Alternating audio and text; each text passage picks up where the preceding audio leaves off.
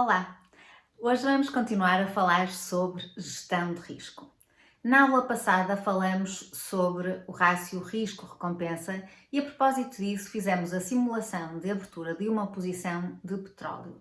Não abrimos essa posição em plataforma alguma, limitamos-nos a usar uma das ferramentas que o TradingView tem para simular a abertura dessa posição, calculando o potencial de lucro e de prejuízo se abríssemos essa posição com um rácio de 1:3.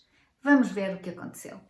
Ora bem, e o que aconteceu foi que os preços caíram. Não entrem em pânico, porque isto é absolutamente normal. Eu vou só recordar os valores que nós estávamos a pôr em questão ou que nós tínhamos como hipótese.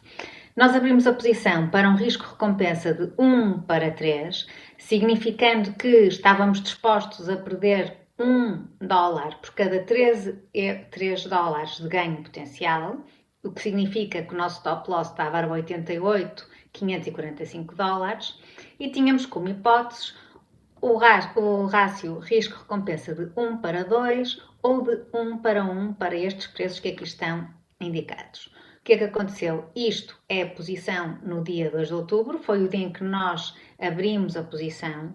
Curiosamente, o preço que nós consideramos para a abertura da posição, que foi 90,141, foi mais ou menos o preço mais alto que o petróleo teve nesse dia, e a partir daí foi sempre a cair, até que hoje o petróleo abriu com um salto enorme. Ou seja, ele na sexta-feira, dia 6, fechou a mais ou menos 81.827. Hoje, quando abriu a 83.749. Eu estou a gravar isto no dia 9 de outubro e neste momento são 15h50. O que é que aconteceu no fim de semana para provocar estas oscilações de preço? Aconteceu o levantar ou eclodir de um conflito que pode ter consequências muito graves para o mundo em geral e no que toca à questão económica, tirando de parte todas as questões éticas e de geopolítica, no que concerne à questão económica, pode pôr em causa o abastecimento do petróleo nos mercados mundiais, daí o mercado ter reagido desta forma. Mas, assim como eu sei o que é que provocou esta subida, também tenho a obrigação de saber o que é que provocou esta descida. E isto leva-nos a um dos pilares fundamentais da gestão de risco, que é conhecer os mercados. Como isto aconteceu, o que eu vou fazer hoje é saltar um dos pontos que seria o segundo e avançar já para conhecer os mercados e depois volto atrás e falaremos sobre os demais pontos que estão naquela tal roda da gestão de risco. Então, o que é que isto tem a ver com conhecer os mercados? Eu, quando invisto num determinado produto, não consigo, nem conseguirei nunca ser um especialista à escala de um trader profissional, até porque os traders profissionais normalmente estão inseridos em equipas multidisciplinares em que efetivamente têm pessoas especialistas em cada uma das áreas, mas eu tenho que conhecer os básicos que condicionam a oferta e a procura para o produto em que eu estou a investir. Como vocês sabem, o preço em qualquer mercado, desde os tempos mais remotos da história, o preço é determinado pela relação entre oferta e procura. No caso do petróleo, a oferta é determinada pela OPEC+. A OPEC+, é uma organização que é um conglomerado dos principais produtores de petróleo a nível mundial e a OPEC+ decide em cada momento qual é o output global de barris de petróleo que vão sair para o mercado. A OPEC+ tem vindo a ameaçar e tem vindo a implementar uma redução do output de barris de petróleo. Isto quer dizer o quê? Quer dizer que a oferta potencialmente vai decrescer. Quando a oferta potencialmente vai decrescer, isso significa que os preços potencialmente vão aumentar. Por que é que isso não aconteceu na semana passada? Ora bem, isto das organizações é uma coisa muito engraçada, que funciona muito bem na teoria, mas nem sempre funciona como os dirigentes querem na prática. Então o que é que acontece? Apenas 5 dos 22 países que fazem parte da OPEC Plus efetivamente fizeram cortes na produção.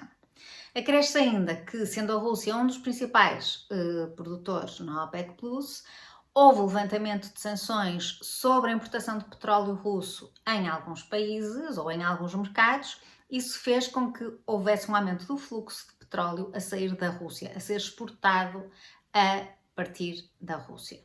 Isso significa que, afinal, aquele tal corte de produção não produziu os efeitos desejados. E porquê que eles pretendem cortar a produção?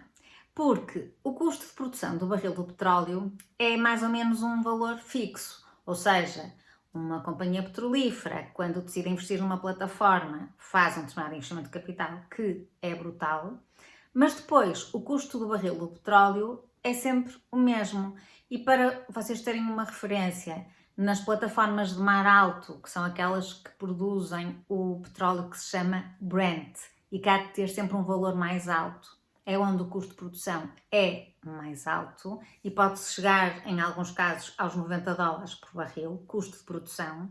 Nos desertos da Arábia Saudita, como eles basta darem um pontapé numa pedra que tem petróleo, onde eles produzem o petróleo chamado crude oil, que é aquilo que nós estávamos a ver no gráfico, o custo de produção pode ser só de 20 dólares. Isto quer dizer que sempre que a Arábia Saudita, que é dos principais países da OPEC, exportadores na OPEC, consegue manipular o preço do petróleo através das restrições na oferta, se conseguir com essa restrição aumentar o preço, vai aumentar a sua margem de lucro, daí eles estarem sempre com estas ameaças e concretizações de cortes no output do petróleo.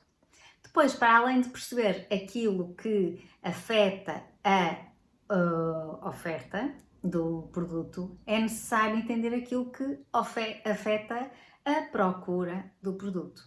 E neste caso que é importante saber que os 3 principais países importadores de petróleo, que também produzem, que são a China, os Estados Unidos e a Índia, representam os 3 47% da procura mundial de petróleo. Eu aqui deixei estar, tenho o top 5, deixei estar o 6º lugar, que é na Alemanha, para vocês perceberem que a Europa, o principal país da Europa é a Alemanha, e a Europa realmente importa muito pouco para aquilo que é a vida diária e para as decisões da OPEC Plus, para nós termos um bocadinho também a noção do nosso tamanho.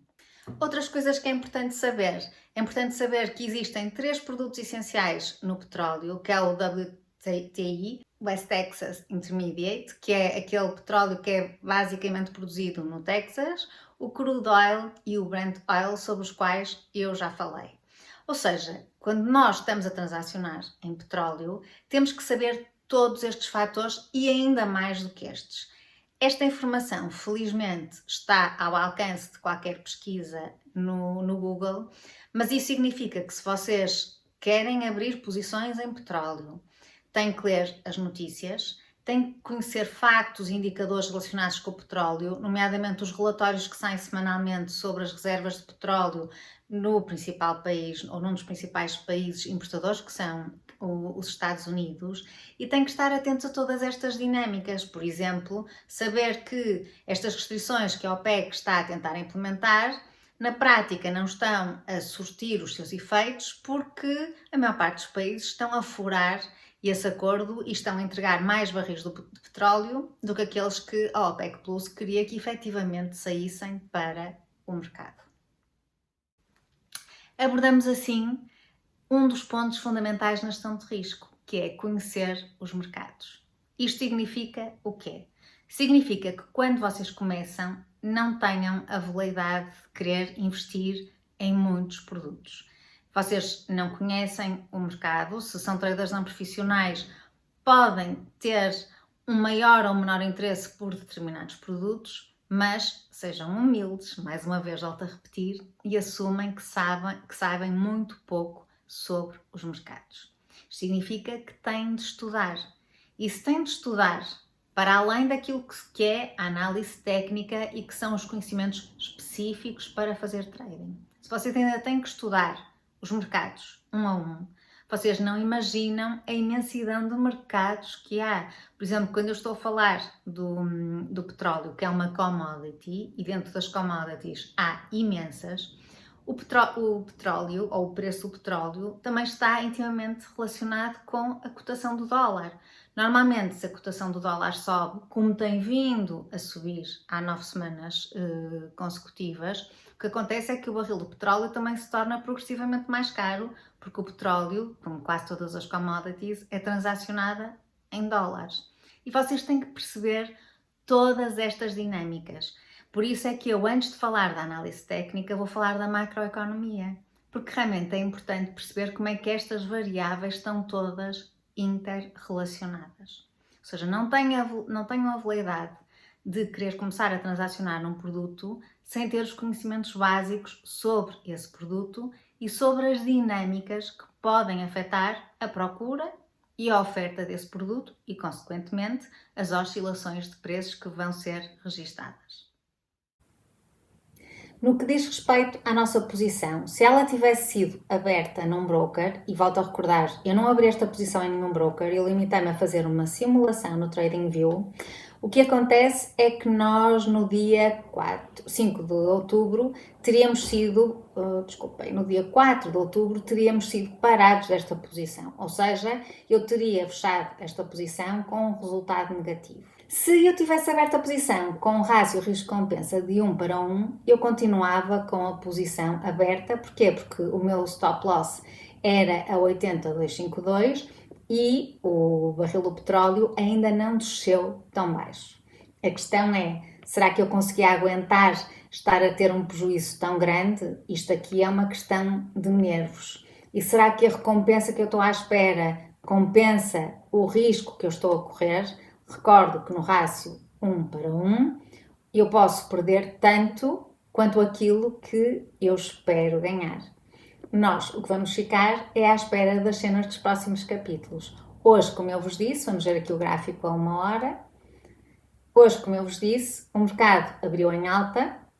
Logo, se ontem, domingo, tivesse ido a correr para a mesma posição do petróleo, eu tinha automaticamente feito dinheiro. Por acaso não fiz, devia ter feito. O preço do petróleo continua a subir e eu vou aguardar calmamente as cenas dos próximos capítulos e vou partilhar com vocês como é evidente.